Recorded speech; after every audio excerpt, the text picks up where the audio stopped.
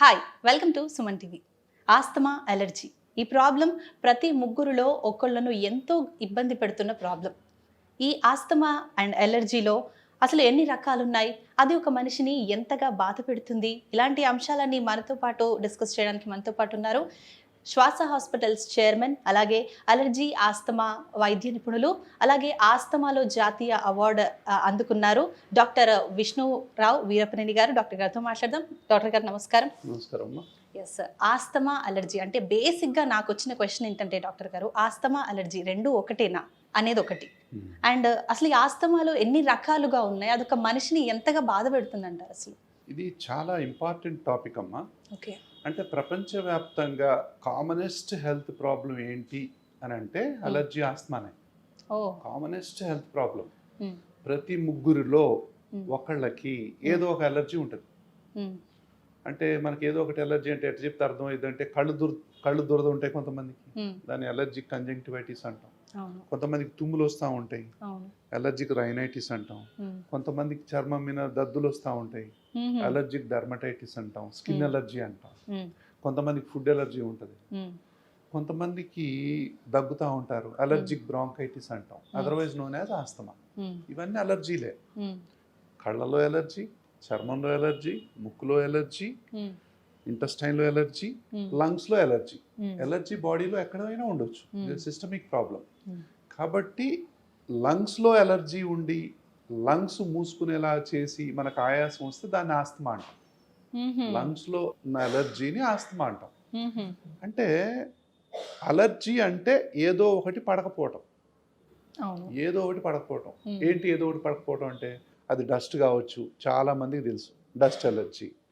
తర్వాత కొంతమందికి పోలెన్స్ కావచ్చు, కొంతమందికి ఇరిటెంట్స్ అంటాం, ట్రిగ్గర్స్ అంటే స్మోక్ కావచ్చు, పర్ఫ్యూమ్స్ కావచ్చు, అగరబత్తీలు కావచ్చు. కొన్ని పడవు. కొంతమందికి వాతావరణంలో మార్పులు పడవు. కొంతమందికి చాక్లెట్ తింటే పడదు, కొంతమంది పాలు తాగితే పడదు, తీసుకునే ఫుడ్ పడకపోయినా కూడా దాని ఎలర్జీ అంటారు. ఏదో ఒకటి పడకపోవడం, ఏదో ఒకటి. కొంతమంది మనుషులు చూస్తే ఎలర్జీ అంటారు, అంటే ఏదో ఒకటి పడకపోవటం అంటే ఎలర్జీ. ఏ పని చేసినా ఆయాసం రావడం ఆస్తమా. ఏ పని చేసినా అంటే నడిచినా, ఈవెన్ నవ్వినా, మెట్లెక్కినా, పరిగెత్తినా, సైకిల్ దొక్కినా, ఏ పని చేసినా అంటే ఫిజికల్ యాక్టివిటీ ఏది చేసినా కూడా కొంతమందికి ఆయాసం వస్తుంది. అప్పుడు ఆస్తమా కూడా ఉంది అంటాం మనం. అంటే ఊపిరితిత్తుల్లోని వాయునాళాలు ఈ విధంగా మూసుకొని పోతాయి. ఊపిరితిత్తుల్లోని వాయునాళాలు ఈ విధంగా, ఈ రెడ్ గుంది చూసారా, దీన్ని అలర్జిక్ ఇన్ఫ్లమేషన్ అంటాం. ఈ ఇన్ఫ్లమేషన్ అనేది క్రూషియల్ మొత్తం ఎలర్జీ సబ్జెక్ట్లో. అంటే ఏంటి అంటే ఏదో ఒకటి, ఒక డస్ట్ మైట్ వచ్చింది మన బాడీలోకి, అవునా? డస్ట్ మైట్ వస్తే ఈ డస్ట్ మైట్ని ఒక పెద్ద ఫారిన్ బాడీ లాగా బాడీ ఫీల్ అయిపోయి ఏదో మన బాడీలోకి ఎంటర్ అయిందని మొత్తం సైన్యాన్ని పంపిస్తుంది. ఎవరు వచ్చారు చూడని. అక్కడ మన ముక్కు దగ్గరికి ఇంకా మొత్తం సైన్యం అంతా వచ్చేస్తుంది. అక్కడికి వచ్చేసి మనకు తుమ్ములు, రకరకాల ముక్కు కారటం, చీదటం అన్నీ ఉంటాయి. ఏంటి? దాన్ని ఎల్లగొట్టడానికి.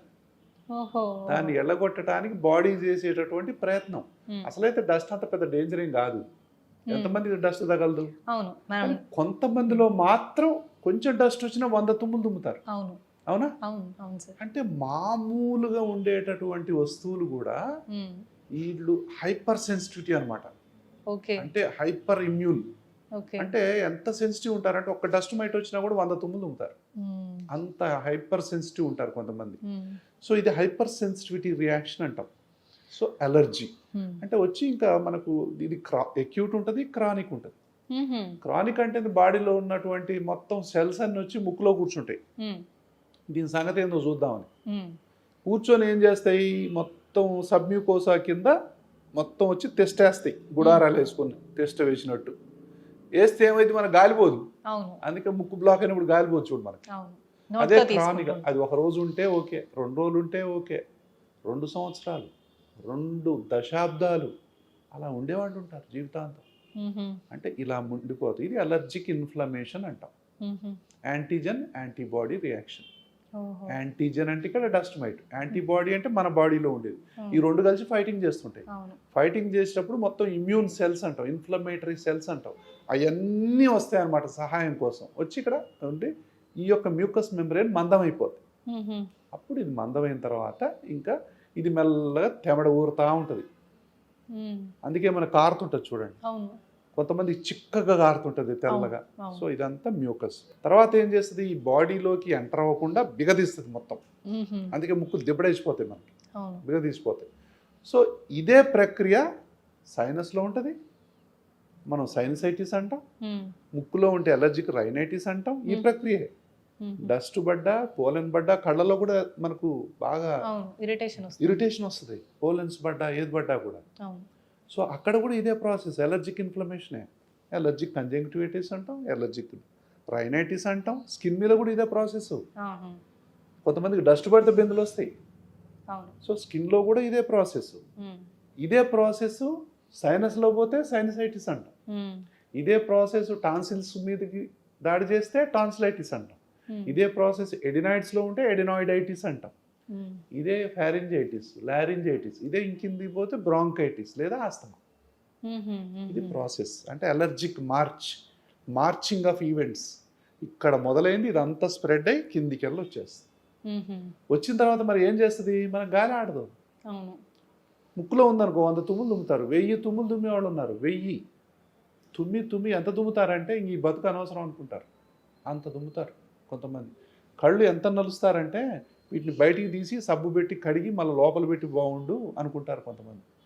కొంతమంది ఎంత గీకుతారో తెలుసా, పోయి వాల్ కేసి గోకుతారు. దువ్వెన పెట్టి గోకే వాళ్ళు చూసారా, దువ్వెన పెట్టి గోకుతారు. అంటే ఇంత నరకం ఉంటుంది ఈ అలర్జీలో. అలర్జీ పెట్టినంత నరకం ఇంకే జబ్బు పెట్టదు.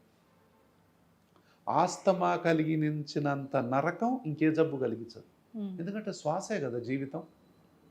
ఆ శ్వాస తీసుకోలేరు.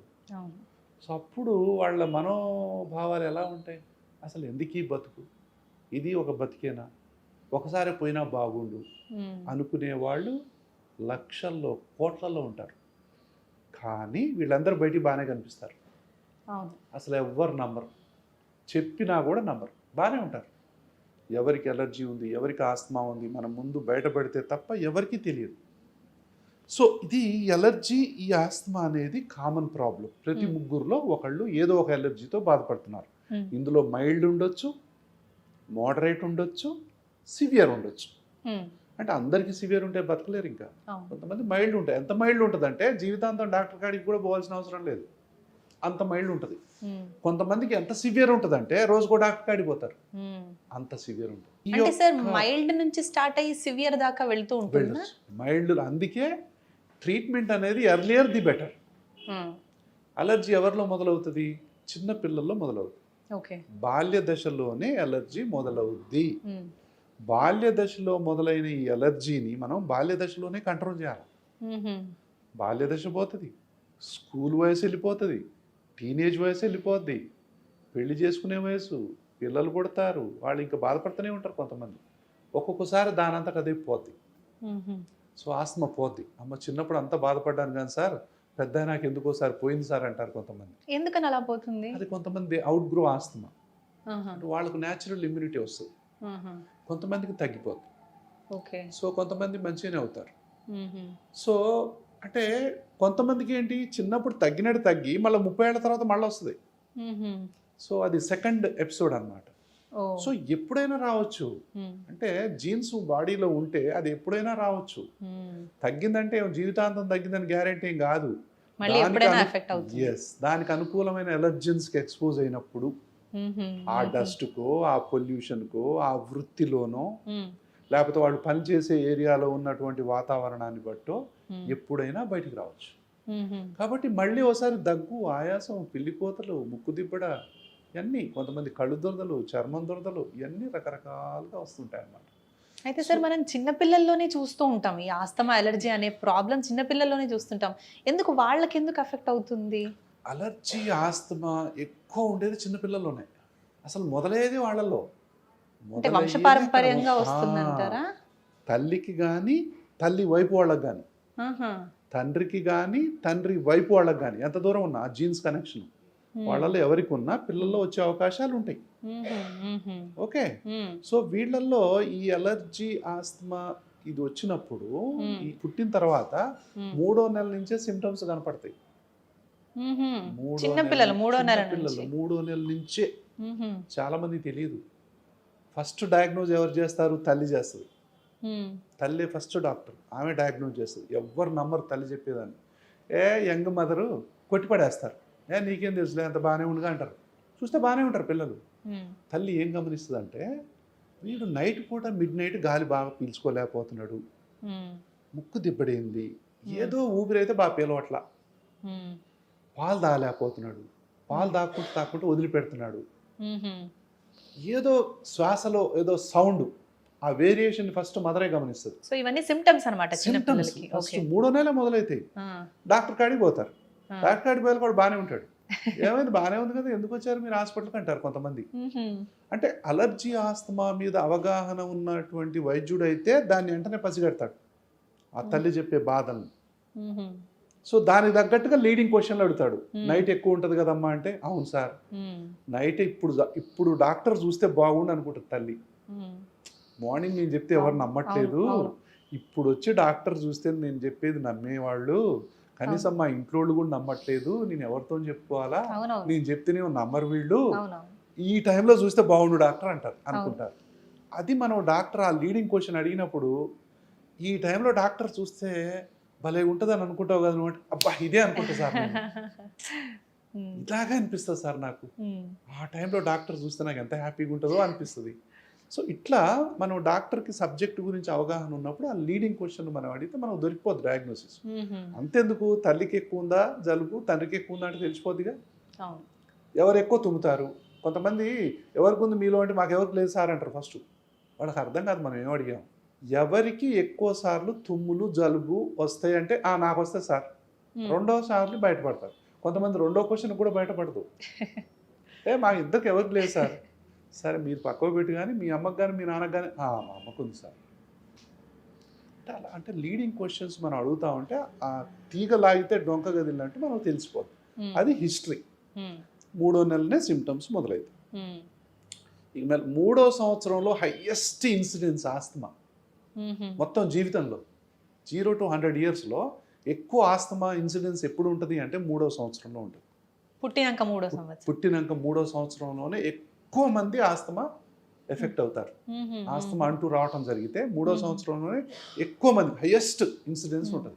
అంటే సార్ ఇక్కడ మనకి ఒకవేళ మన వంశంలో ఎవరికి లేకుండా మనకు మాత్రమే వచ్చింది అన్న కేసెస్ ఉంటాయా? ఉంటాయి. బట్ జనరల్గా ఏంటంటే కొంతమంది అనుకుంటారు అంత మొదలైంది అనుకుంటారు, కానీ బట్ ఇప్పుడు వాతావరణం పరిస్థితులు వాటి వల్ల కొంతమందికి దాన్ని రియాక్టివ్ ఎయిర్వే డిజీజ్ అంటున్నాము. సో ర్యాడ్స్ అని ఇప్పుడు ఫ్యూమ్స్ ఎక్స్పోజ్ అయ్యారండి. కొంతమంది చిన్నప్పుడు సాంబ్రాణి పొగ పెడుతున్నారుగా, అవునా? ఈ సాంబ్రాణి పొగని ఆ పొగని కొంతమంది వెంట్రుకలు కాల్చి పెడతారు పొగ. ఇందులో ఎన్ని ప్రాక్టీస్లో రకరకాల పొగలు. తర్వాత పిల్లలకు ఎక్కడ రంధ్రాలు కనపడితే అక్కడ నూనె వేస్తారు. ముక్కులో ఉంటే ముక్కులో వేస్తారు, కళ్ళల్లో ఉంటే కళ్ళల్లో వేస్తారు, చెవులు ఉంటేనేమో నీళ్లు పట్టుకొని పుక్కిలి చూస్తుంటారు చెవులు ఇయర్ డ్రమ్స్ అని పగిలిపోతాయి, చెవులు నూనె వేస్తుంటారు, ఎక్కడ రంధ్రం కనపడితే అక్కడ వేస్తారు. ఇది తప్పు. ముక్కులో నూనె వేస్తే న్యూమోనియా దారితీస్తుంది. సో ఇవన్నీ కూడా చిన్నపిల్లల్లో దానివల్ల కూడా మనకు లంగ్స్ అనేది అవి ఇలాగే సిమ్టమ్స్ కనపడవచ్చు. కానీ జనరల్గా తల్లిదండ్రులు ఉంటాయి కానీ మనకు సిమ్టమ్స్ కనపడవు. ఉంటాయి, ఆస్తమా ఎక్కడో చోటు ఉంటుంది, బట్ మనకి హిస్టరీ వాళ్ళు మనకు అడగటం రాకను, వాళ్ళకు చెప్పడం తెలియకను మనం మిస్ అవుతాం, కానీ ఎక్కడో చోట ఉంటుంది. సో ఇట్లా పసిపిల్లల్లో మొదలవుద్ది. స్కూల్ ఏజు, టీనేజు, ఇట్లా రకరకాల ఏజ్లో 0 to 100 years ఎప్పుడైనా రావచ్చు, ఎప్పుడైనా తగ్గిపోవచ్చు, మళ్ళీ ఎప్పుడైనా కనపడవచ్చు. అది మైల్డ్గా ఉండొచ్చు, మోడరేట్ ఉండొచ్చు, సీరియస్ సివియర్ ఉండొచ్చు.